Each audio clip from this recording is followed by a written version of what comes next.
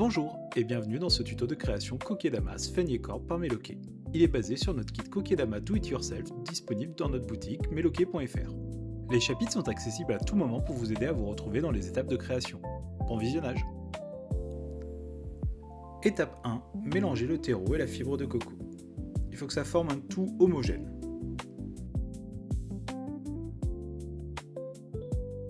S'il reste quelques imperfections dans la terre, n'hésitez pas à les enlever. Arrosez abondamment le mélange. Vous pouvez le faire au vaporisateur ou directement avec un bol d'eau comme ici.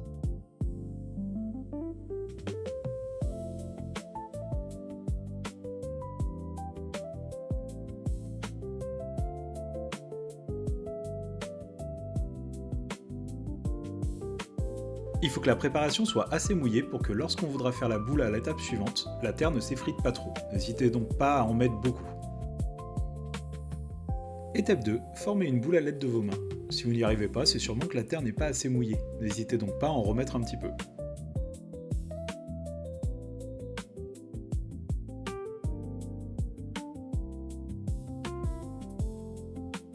Comme vous voyez, la terre peut être détrempée, ce n'est pas grave.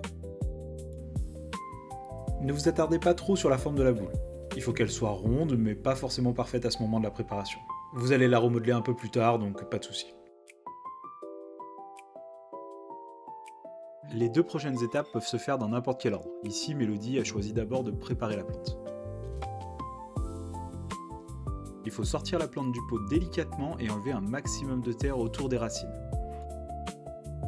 Il faut éviter de casser un maximum de racines, donc c'est une étape assez délicate. S'il reste un peu de terre, c'est pas bien grave.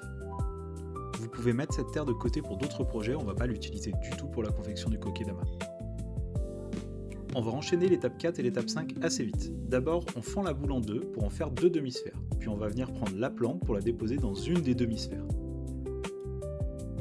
Ensuite, on prend simplement la deuxième demi-sphère pour venir refermer. Ici, elle s'est un peu effritée. Si ça arrive, on vient récupérer la terre pour venir reformer la boule.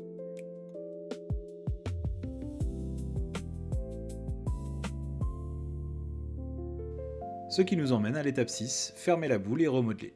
C'est à cette étape qu'on va donner une grande partie de la forme du Kokedama. Faut pas hésiter à compresser avec ses deux mains et encore une fois à remettre de l'eau si la terre s'effrite trop ou si la boule ne tient pas assez. Il faut vraiment passer du temps à cette étape parce qu'une fois que la sphène et la corde seront positionnées, il sera beaucoup plus difficile de changer la forme de la création.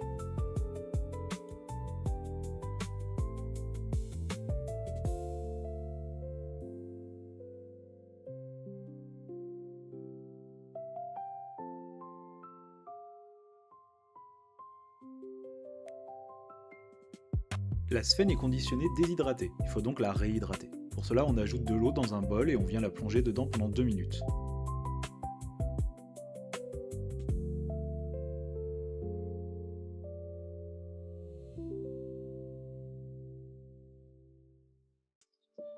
En attendant, nous on a choisi de nettoyer notre plan de travail. Vous avez le choix de vous faire un thé chaud, ça fonctionne aussi. Ensuite, vous l'essorez fermement pour enlever l'excédent d'eau et vous la mettez de côté.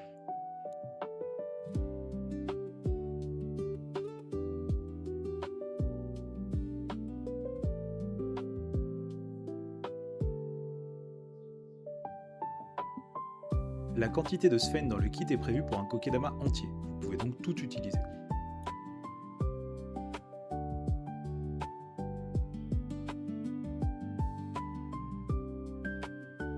On va passer à l'étape 8 qui est la plus délicate. Commencez par étaler la sphène sur votre plan de travail en une couche épaisse.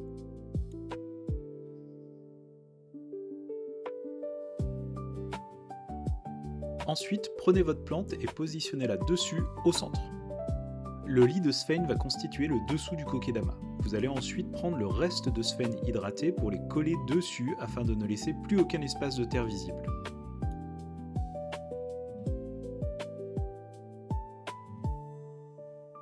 La sphène va être un peu différente de la mousse naturelle puisqu'elle ne se tient pas d'un même tenant, donc elle peut être un peu plus complexe à gérer à cette étape.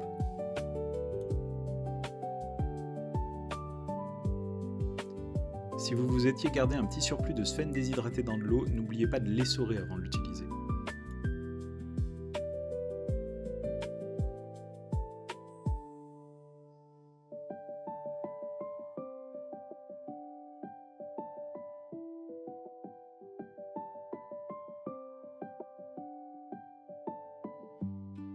Étape 9, faire tenir à l'aide de la ficelle. Il y a plusieurs techniques, mais pour la sphaigne, on conseille de prendre un bout entre son pouce et son index et faire des tours avec son autre main, tout en laissant le kokedama posé dans un premier temps sur le plan de travail. La sphaigne, elle a tendance à ne pas rester accrochée à la terre, contrairement à la mousse naturelle. Il ne faut pas hésiter à serrer assez fort et à bien entourer toute la boule. Attention quand même, le fil il peut casser, donc si ça arrive, soit vous recommencez de zéro, soit vous le faites en 2 fois.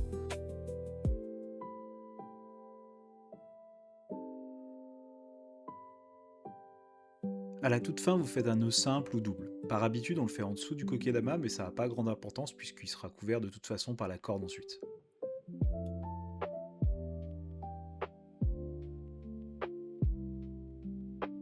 Enfin, comme c'est de la sphaigne et qu'elle a tendance à stocker beaucoup d'eau, s'il en reste encore, vous pouvez l'essorer avant de passer à la dernière étape.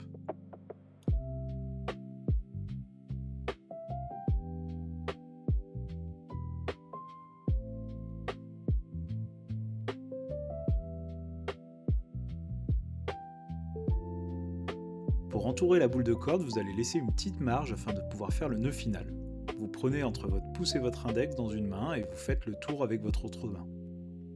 La quantité de corde dépend de votre goût, même chose pour le sens. On peut aller toujours dans le même sens ou faire quelque chose de plus désordonné. Laissez simplement libre cours à votre créativité.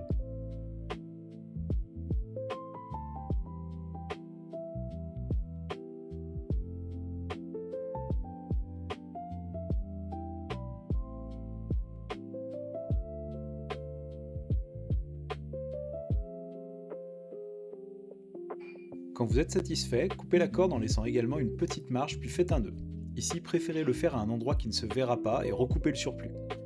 Petite astuce, évitez de faire le nœud en dessous du kokedama, autrement il sera un peu moins stable.